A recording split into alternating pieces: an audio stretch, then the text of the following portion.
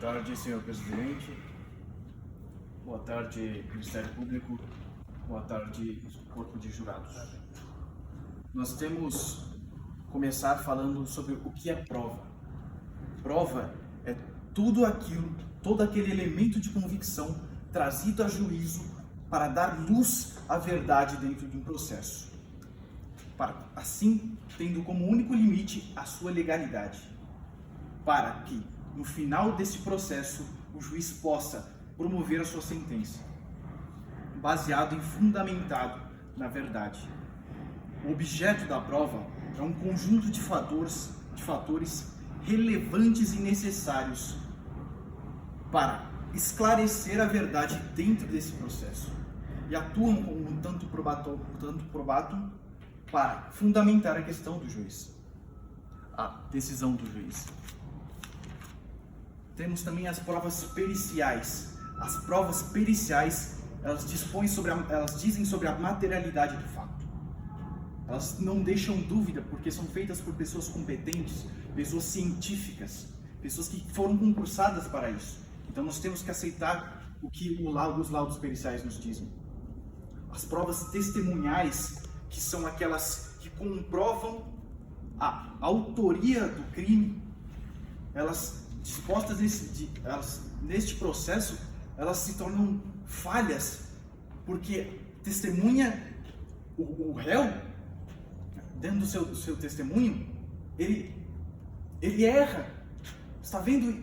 Ele diz que deu uma facada nas costas e vem um laudo pericial que eu acabei de explicar sobre provas técnicas e diz que ele está errado. Se o autor da ação não sabe como fez a ação, então como ele fez a ação? Se não tem nexo, não cabe dentro do direito isso. É um fato basicamente impossível de acontecer se eu dou uma facada nas costas e ela entra pela frente. Não faz sentido isso. Faltou para elucidar esse caso o testemunho da vítima, mas ele nem se deu ao trabalho de comparecer no juízo, tendo em vista que foi intimado diversas vezes. Nós temos nesse processo elementos meramente informativos como prova. Elementos meramente informativos que foram colhidos durante um inquérito policial. Esses são o depoimento do acusado, que durante essa marcha para a verdade nós vimos que foi derrubado pelo laudo. Foi derrubado.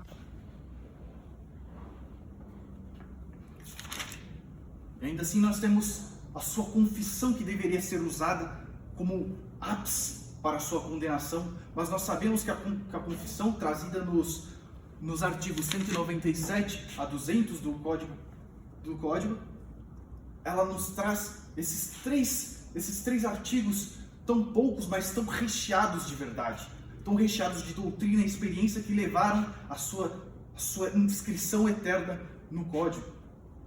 Nós temos que a confissão é a aceitação do réu aquilo que lhe foi imputado dentro de um processo penal.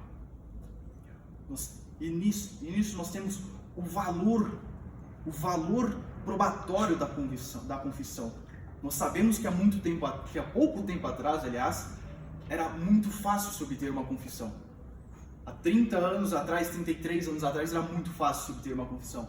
O senhor sabe do que eu estou falando. Estou falando da ditadura militar, era muito simples obter uma confissão.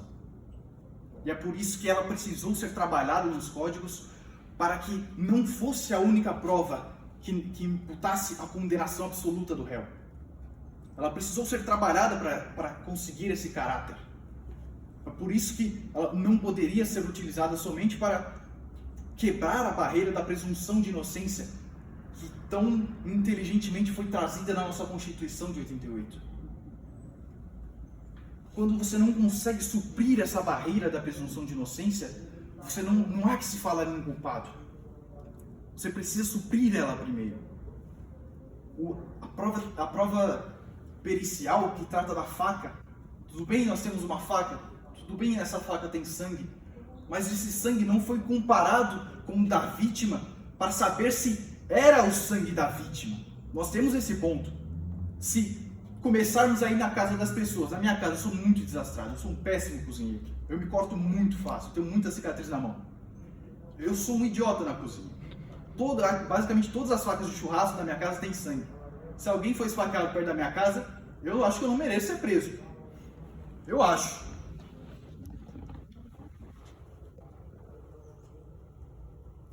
E essa perícia se tornou necessária, mas não foi feita, porque a vítima nem sequer deu as caras para dar sua versão, que seria o ápice desse embate, dessa busca pela verdade. Alguém que estava lá, alguém que viu, não a polícia militar que chegou depois do fato e ouviu pessoas e não, apesar de não ter trazido elas, disseram que ouviram, disseram que viram, ninguém viu. As pessoas que estavam lá eram o réu e a vítima. A vítima não deu seu depoimento, o réu deu seu depoimento, mas seu depoimento foi derrubado por uma prova pericial. O pneumotórax, vou dar mais no próximo laudo, da página 79, o pneumotórax é quando... Vamos explicar a estrutura do pulmão primeiro. Nós temos o pulmão e nós temos duas pleuras, que são camadas que revestem o pulmão. Porque senão ele ficaria encostando aqui no osso e basicamente ele ia explodir todas as vezes. Ia ser muito mais fácil, mas o nosso corpo ele evoluiu e desenvolveu essas pleuras, essas membranas. Quando há a perfuração dessas membranas e o órgão se torna exposto, ele sofre uma lesão, um trauma, ele se desinfla, ele perde o ar. E o ar que está fora, pela comparação de pressão no ambiente corpo, ele adentra o corpo e ocupa o lugar do pulmão. Do pulmão que deveria ser preenchido normalmente em seu processo de respiração. O hemotórax é quando o trauma fere o pulmão, esse pulmão desinfla e o sangue toma o lugar desse pulmão. Toma o lugar. Em média, nas mais graves, 1 litro de sangue fica disposto ali. No hemopneumotórax, ou hidropneumotórax, como é conhecido na medicina, é uma junção fática desses dois traumas. Tanto o ar quanto o sangue estavam dispostos naquele lugar, protegidos pela membrana, impedidos de sair. Mas nos cursos de primeiro socorro, espera aí que eu já vou chegar, os cursos de primeiros socorros, eles ensinam a lidar com essa situação. Tanto é que 90% dos casos não precisa de cirurgia. É simples, você faz um furo, usa uma caneta como um catéter ou um tubo e por gravidade o sangue vai sair dali de dentro e você vê do local do coisa. O ar vai sair. É assim que se faz. Assim por cima. Mas tendo em vista que a respiração estava prejudicada, vamos usar aqui. Levei uma facada aqui pela frente, no tórax, meu pulmão desinflou, o ar entrou, o sangue começou a sair, significa que eu tenho metade da capacidade respiratória que eu tinha anteriormente. Ou seja, para uma pessoa que não está habituada com esportes, para uma pessoa que está habituada com esportes, quando ela vai treinar na altitude, ela se sente muito cansada. É um cansaço extraordinário, você não sabe o que está acontecendo, mas só não tem ar para você respirar. É isso que está acontecendo. Quando você tem só metade da sua capacidade pulmonar à sua disposição, você não é mais a mesma pessoa. Você não consegue sair correndo e gritando por ajuda. Isso é basicamente impossível. Não dá para fazer isso. Você não tem ar suficiente para isso. Você não foi treinado, você não viveu a sua vida inteira com um pulmão, com um único pulmão. Você não tem capacidade de ar para fazer isso. Não há como fazer isso. No máximo, chutando, levando em conta a adrenalina, o sangue quente. Ah, meu Deus, estou morrendo 15 metros. Você não tem como correr mais que isso. Você não vai correr mais que isso. Isso é fisiologia, isso é medicina. Então, a segunda parte, que os policiais ouviram que o acusado saiu correndo em posse da sua faca atrás da vítima e não conseguiu deferir mais facadas, desistiu do ato. Foi embora. Isso é mentira. Não há como sustentar isso. 15 metros? 15 metros no máximo ali? Eu não vou porque eu não quero. Porque não tinha ânimos necante presente nessa situação. Eu não tinha a intenção de matar. Não há materialidade suficiente para comprovar isso.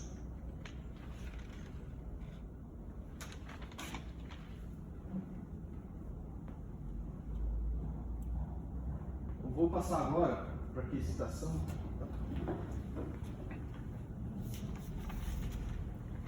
Então, senhoras e senhores, o que eu quero dizer é que, no final das contas, a lesão, ela foi apenas uma lesão corporal. Porque se a vítima caiu ali, eu estou com uma faca, eu sou um agressor, eu não a mato porque eu não quero. Porque eu desisti. Porque não faz mais sentido. Eu já olhei o que eu fiz, o estrago que eu fiz, e simplesmente não faz mais sentido continuar. É uma vida que está ali. Eu não quero que ela morra. Eu não quero que ele morra. Eu não quero que ninguém morra. E é por isso que ele não se evadiu do local. Ele ficou num bar que estava em frente à praça. Em frente à praça. Foi usar o banheiro, a polícia chegou. Foi isso que aconteceu. Quando os senhores forem votar na sua quesitação, quando forem perguntados sobre a materialidade do fato, peço que votem sim, porque houve materialidade do fato. Uma vítima foi esfaqueada. Uma pessoa tem um laudo, nós temos um laudo emitido pelo hospital, então ele foi para o hospital, foi constatada a lesão, e eu já expliquei para os senhores. Aconteceu, isso aconteceu. Agora, a autoria do fato é uma das coisas que ainda tem muita névoa. Ainda tem muita névoa, muita fumaça em cima, a gente não dá para saber. Eu não posso vir aqui e afirmar que ele não fez, como o Ministério Público não deveria ter vindo aqui e afirmado que fez. Porque a vítima não deu depoimento. E o depoimento do réu, das únicas pessoas que estavam ali e depuseram em juízo não, porque ninguém veio em juízo, depuseram para o inquérito policial, não é suficiente. Ele é inconclusivo, ele foi derrubado. Quando os senhores forem perguntados sobre o jurado absolve o acusado, eu peço que votem sim. Peço que votem sim. E como tese subsidiária trazida aqui por nós, peço que observem como foi demonstrado que não houve o animus necandi, não houve a intenção de matar. Porque se a vítima estava tão perto e o acusado desiste da ação, é uma desistência voluntária, essa é uma tese subsidiária. Então, e uma desclassificação do 121 para a lesão corporal leve, tendo em vista que não foi realizado posteriormente o exame para saber se ficariam sequelas eternas, sequelas para sempre. O Ministério Público é muito tirano naquilo que te convém, fora de seu papel, que é trazer a verdade, trazer a luz para os fatos. Não trouxeram a luz para os fatos, apenas discutiram sobre o passado que nem era do acusado. Quando você discute uma coisa que não é verdade, ela não é verdade, mas ela causa um impacto nas pessoas. Trazer esse passado, trazer essa névoa para cima do acusado é uma coisa muito baixa, é uma coisa tirana. Se nós permitirmos que isso aconteça, nós estaremos sujeitos a condenações tiranas por todo a nossa vida. Será assim, o dia a dia será assim. Eu encerro com a célebre frase: eles parecem grandes, mas somos nós que estamos de joelho. Levantem-se e façam a justiça. Muito obrigado. Eu devolvo a palavra ao presidente da banca.